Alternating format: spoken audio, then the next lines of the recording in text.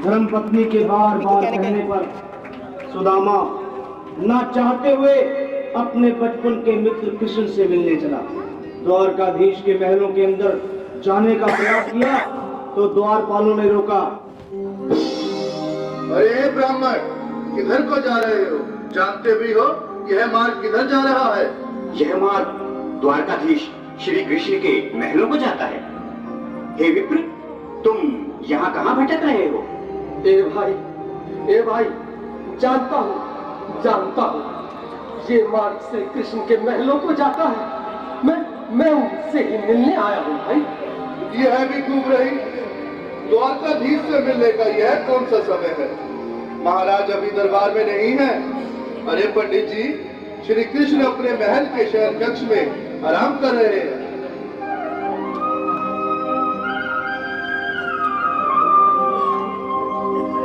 देखो देखो ये गरीबी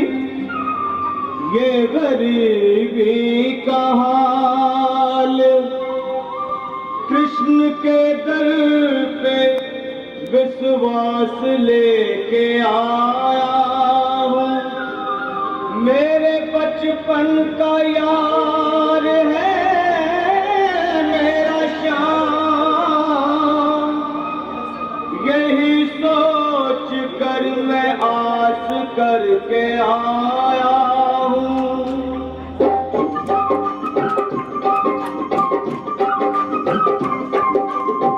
अरे द्वारपालो कन्हैया से कह दो, अरे द्वारपालो कन्हैया से कह दो कि दर पे सुदामा गरीब आ गया है, कि दर पे सुदामा गरीब आ गया है। भटकते भटकते न जाने कहाँ से, भटकते भटकते न जाने कहाँ से तुम्हारे महल के करीब आ गया है, तुम्हारे महल के करीब आ गया है। अरे द्वारपालो कन्हैया से कह दो कि दर पे सुदामा करीब आ गया है, कि दर पे सुदामा करीब आ गया है। भाई द्वारपाल, मुझ पर दया करो भाई। बस तुम जाकर कन्हैया को ये बता दो कि उनका बाल सखा सुदामा मिलने आया है। मेरे इस फटे हाल पर मत जाओ भाई, तुम बस जाकर मेरा संदेश उस कृष्ण को दे दो, उस कृष्ण को दे दो भाई। क्या हंसी ठट्टा करने को हमें मिले हैं? तुम ठहरे दीन निर्धन फटे हाल ब्राह्मण, तुम्हारे अंग अंग से गरीबी बदहाली झलक रही है। और कहा महाराज श्री कृष्ण। क्षमा करना पंडित जी, हमें अपने प्राणों से हाथ नहीं धोने जो तुम्हारा संदेश द्वारकाधीश तक पहुंचाए।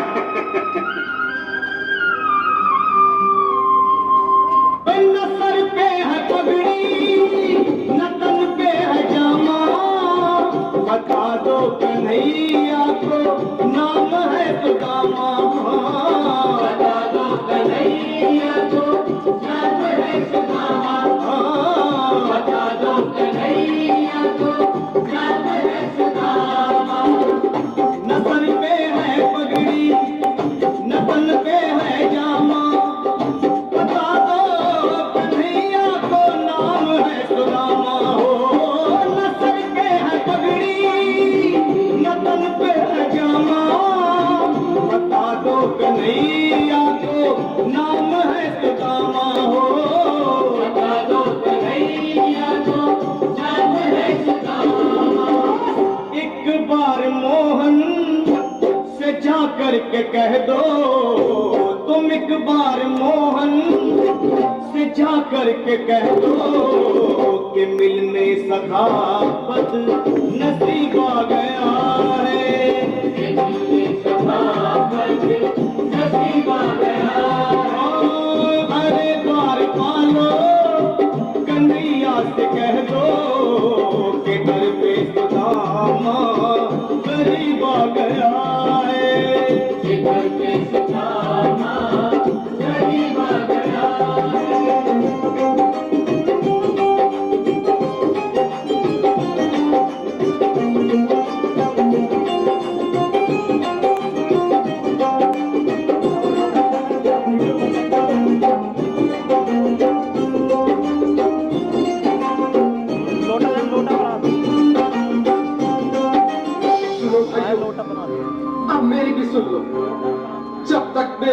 आदेश उस द्वारकाधीश तक नहीं पहुंचाती, तब तक मैं यहीं बैठा हूं, चाहे मेरे भूख प्यास से प्राण ही क्यों न चले जाए।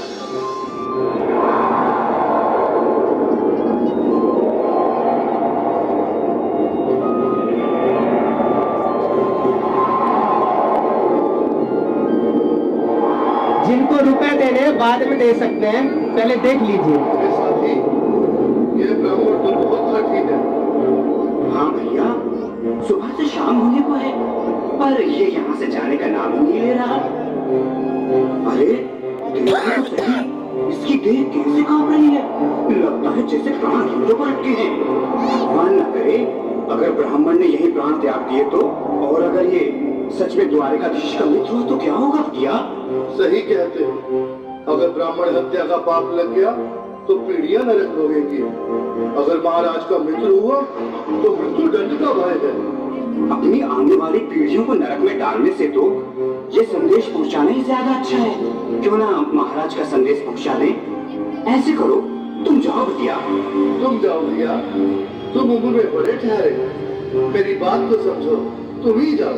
देखो भाई, मैं ठहरा बाल बच्चेदार परिवार वाला, मेरे बूढ़े माँ बाप हैं, तुम ठहरे कुंवारे अकेले। अच्छा, मैं ही जाता हूँ। बिल्कुल थोड़ा थोड़ा रास्ता दे दे, बिल्कुल बीच में। आज भी लीलाधारी के चेहरे पर मुस्कान है, लगता है जरूर कोई नई लीला रचने वाले हैं। द्वारकाधीश की जय हो। कहो द्वारपाल, इस समय कैसे आना हुआ? महाराज, क्षमा चाहता हूँ, पर कारण ही कुछ ऐसा है। द्वार पर एक ब्राह्मण स्वयं को रुक क्यों गए? आगे बोलो। द्वार पर एक गरीब ब्राह्मण स्वयं को आपका मित्र बताता है, आपसे मिलना चाहता है। अपना नाम सुदामा बताता है। सुदामा? क्या कहा? सुदामा? मेरा बाल सखा सुदामा? मेरे बचपन का मित्र सुदामा? सुदामा, मेरा मित्र सुदामा? सुदामा! नाथ, नाथ, वस्त्र संभाले, चरण पादुका तो पहन ले। स्वामी, स्वामी, स्वामी, स्वामी, स्वामी। सुनते ही दौड़े चले आए मोहन, जगाया गले से सुदामा के लाल का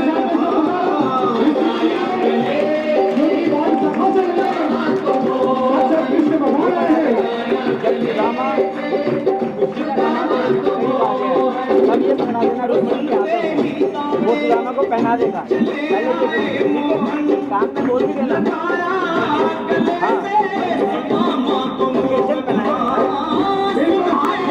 बड़ी को देना है, वो किस्त से बनवाएंगे।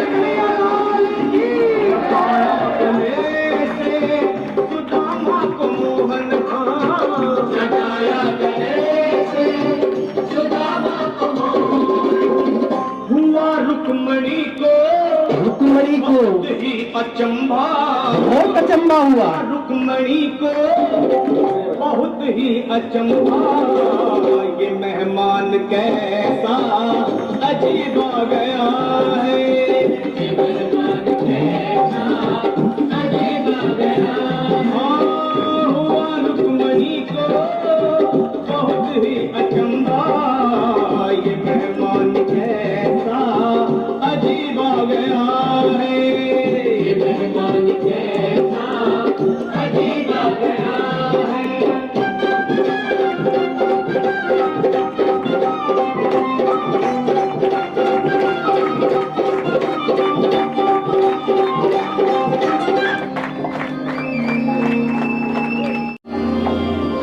आओ सुदामा, आओ, चले आओ। इस महल को अपना ही समझो। मेरे बाल सखा, शर्माना कैसा? चले आओ। रुक्मणी, रुक्मणी, मेरे मित्र के स्वागत की तैयारी करो। घबराओ मत। सुदामा, सिंहासन पर बैठो। नहीं, नहीं, मैं आपके सिंहासन पर कभी नहीं महाराज। ये पाप मुझसे न होगा। ये द्वारकाधीश, मैं निधन, बदनसीब, बदकर्मा, तुझ ब्राह्मण आपके चरणों में बैठ सकूं तो मेरा सौभाग्य होगा। हे दीनानाथ, हे दीनानाथ, हे दीनानाथ। सुदामा, मुझे महाराज कहकर प्रताड़ित ना करो। मैं संसार के लिए द्वारकाधीश हूँ, पर तुम्हारे लिए सिर्फ तुम्हारा बाल सखा हूँ। मुझे बचपन की तरह कृष्ण, कन्हैया या मोहन कहकर पुकारो। महाराज, रोने लग गया सुदामा।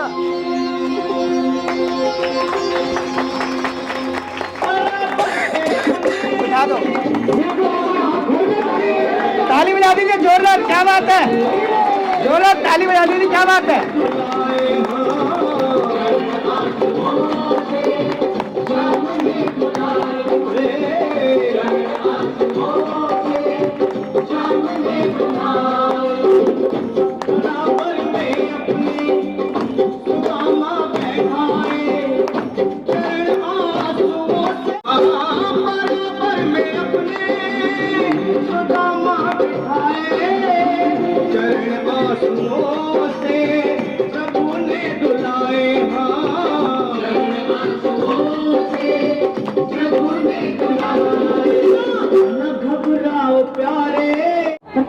तुम सुदामा, न घबराओ प्यारे, जरा तुम सुदामा, खुशी का समा तेरे करीब आ गया है। खुशी का समा तेरे करीब आ गया है। तुम सुदामा, न घबराओ प्यारे, जरा तुम सुदामा, खुशी का समा तेरे करीब आ गया है। खुशी का समा तेरे करीब आ गया है। तालियां बजा दीजिए जोरदार इसी बात पे।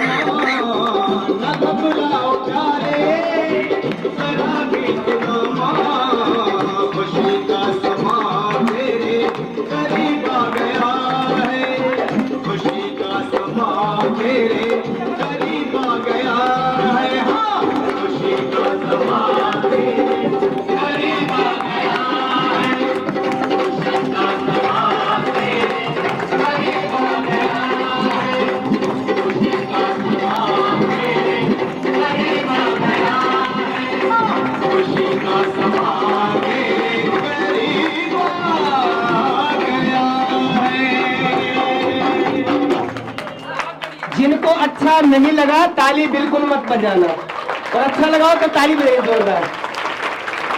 बहुत बहुत शुक्रिया, कितने सुंदर लग रहे हैं। बैठो, पीपे को बंद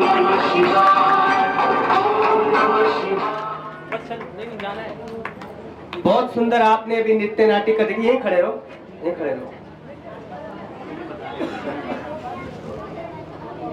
बहुत लुत्फ उठाते हैं, बहुत मनोरंजन हम लेते हैं। जब भी किसी जागरण में, कीर्तन में, सुंदरकांड में या किसी बड़े धार्मिक इवेंट में जब ये प्रोग्राम होता है ना श्री कृष्ण सुदामा का, हम बहुत मनोरंजन करते हैं, बहुत आनंद लेते हैं। लेकिन कभी सोचने की, विचारने की, कभी अपनी बुद्धि को यूज नहीं किया कि ये पूरा जो बनाया जाता है ये हमको क्या सिखा रहा है। एंजॉय करते हैं लोग, पैसा देते हैं, हंसते हैं, गुल्ली मनाते हैं और चले जाते हैं अपने घर। लेकिन आज तक कितने हजारों जागरणों में तो मैंने हजारों रुपया खर्च करके ऐसे श्री कृष्ण और सुदामा बुलाए और प्रोग्राम करा के, लेकिन मेरे को पता ही नहीं था ये कौन है, क्या कहानी है इनकी। लेकिन जब मैं इस ईश्वरीय विश्वविद्यालय में आया तब मुझे पता लगा। आप में से कोई एक व्यक्ति हाथ उठा दो जो पहले दिन दुनिया में आया था और श्री कृष्ण सुदामा को जानता था। कोई था ऐसा व्यक्ति जो पहले दिन दुनिया में आया और इनके बारे में जानता हो? ये हमको किसने बताया? जब हम थोड़े बड़े हुए तो हमको बताया गया श्री कृष्ण भी कुछ है सुदामा भी कुछ है। ये जो आपको पूरा दिखाया गया है, इसका अध्यात्म क्या है? इसके पीछे अध्यात्म ये है कि कलयुग का जो अंत समय है, उस समय सुदामा कोई एक नहीं है। हम जितनी भी आत्माएं इस संसार में भी आ चुकी हैं, सतयुग से लेके कलयुग के एंड तक जितनी भी आत्माएं ऊपर से नीचे आई हैं संसार में, सबकी सब सुदामा है। सब गरीब हैं, कमजोर हैं। गरीब पैसे से नहीं, दीनहीन हम पैसे से नहीं है, पैसा सबके पास है, घर परिवार सबके पास, सब कुछ है हमारे पास, लेकिन गरीब कैसे हो गए? हम विचारों से। कमजोर किससे हो गए? हम किसी को देना ही नहीं जानते, लेना जानते हैं सिर्फ। तो हम अपने विचारों से, अपने कर्मों से, अपने व्यवहार से गरीब हो चुके हैं, कमजोर हो चुके हैं। ना हम किसी को सुख दे सकते हैं, ना ही सुख ले सकते हैं, ना प्यार दे सकते हैं, ना ले सकते हैं, ना सम्मान दे सकते हैं, ना ले। तो सुदामा की जैसी गरीब हालत हमारी हो चुकी है। आजकल जितनी भी दुनिया में आत्माएं हैं, सब गरीब हैं, सब सुदामा की तरह भटक रही हैं। और ये जो दो द्वारपाल आपने देखे थे, ये कौन थे? द्वारपाल जो रोक रहे थे। सुदामा हर आत्मा है और दो द्वारपाल हमारे मन और बुद्धि, जो आत्मा को परमात्मा से मिलने के लिए रोकते, भटकाते हैं।